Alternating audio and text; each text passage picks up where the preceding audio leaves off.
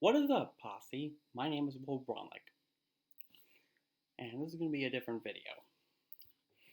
I figured whenever I'm not doing movie reviews, I could give you guys some sort of story time, like some other YouTubers are doing.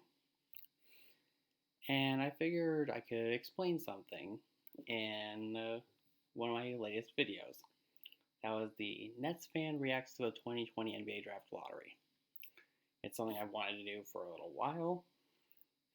But I also wanted to give you guys my overall, story about how I became a Brooklyn Nets fan. Now, for the record, I am not bandwagoning the Nets. I am not a fan because of Kyrie Irving and Kevin Durant. So to give you a quick rundown, I was born and raised in northern New Jersey for 13 years of my life. And I went to several Nets games when I was a kid. I would go to like 6 or 7 a year. In fact, I even have a picture of some game programs that I went to. And this was back in the day of guys like Jason Kidd, Richard Jefferson, and easily one of my favorite players of all time, Vince Carter. But I stuck with the Nets for as long as I can remember, even throughout that horrible 12-win season, even before I knew what the term tanking meant. And the last game I saw when they were in New Jersey was in the Prudential Center. They were playing the Los Angeles Clippers. This was back when I believe they had Chris Paul and Blake Griffin and DeAndre Jordan. And they were down by like 20 at halftime. And my dad turned to me and said, I don't think there's any chance that the Nets are going to come back. And I said that I'm not giving up. We came all this way to New Jersey to see them play. I'm going to stay here until the very end and support them. And sure enough, not only did they were able to come back, but they were able to tie the game, send it to overtime, and win the whole thing. And the most recent time I saw them play as the Brooklyn Nets was when they were in Charlotte to play the Hornets. This was when Kyrie Irving was out with an injury back in December. And yeah, that's basically the big rundown. And I have a lot of favorite memories from being a Nets fan.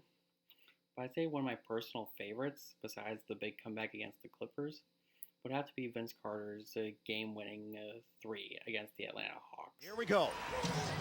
Hayes, deflected. Carter goes back to get it. 3 seconds left. Carter with 2 seconds. Carter for the win. Got it! Vince Carter has done it!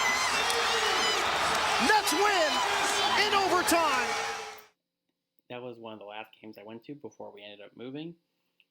I still watch the Nets on TV whenever they're on.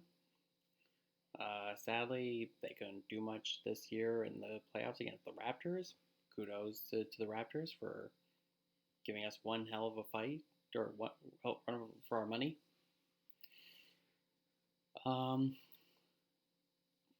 But the reaction to the NBA Draft Lottery, it's something that I wanted to do for a while. And I know technically the Nets weren't in the lottery, even though I personally thought they were going to be in the lottery.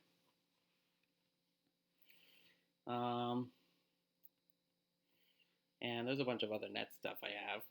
Like I have a Kevin Durant jersey. Let's see, I have an autograph book of filled with tons of autographs from different athletes. One of them is from Sly the Silver Fox, the Nets' old mascot, when they were in New Jersey, before they went on to the Brooklyn Knight, which I also think is one of the more forgettable NBA mascots of all time.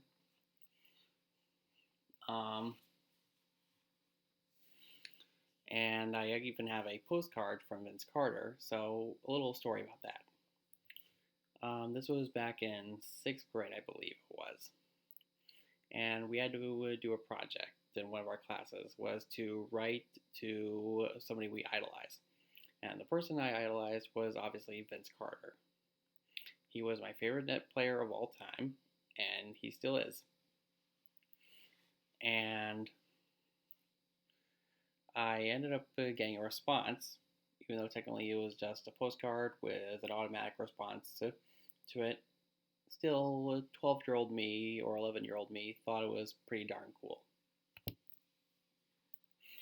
And I was able to see Vince Carter one more time before he ended up calling it a career, when my dad and I went to an Atlanta Hawks game before the pandemic happened. And that was an unforgettable experience. Personally, coming from a Brooklyn Nets fan, I think the Hawks are on the rise. They're so much fun to watch for any Hawks fans out there. You guys have a pretty good team ahead of you.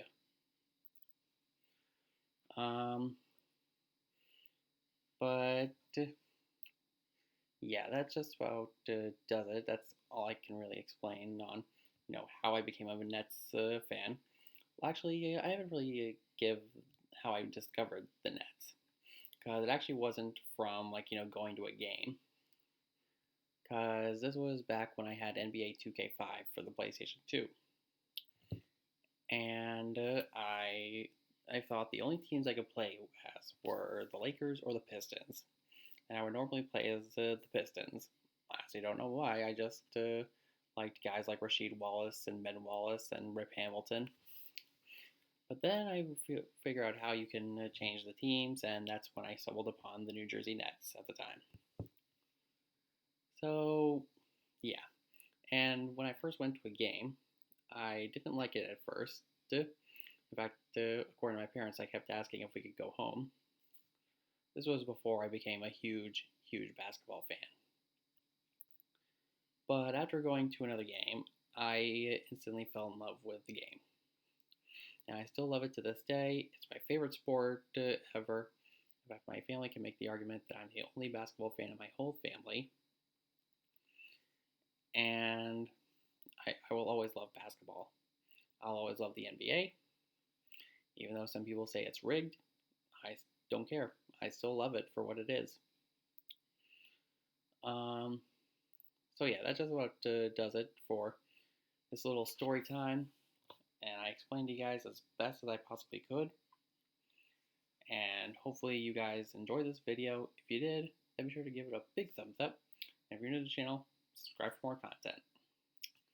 Next review I will be doing will be of the critically acclaimed Avatar, the James Cameron movie.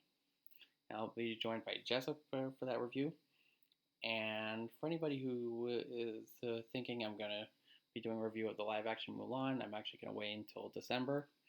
Not because I'm skeptic about it, but because I'm not willing to pay $30 for a movie that I may or may not like.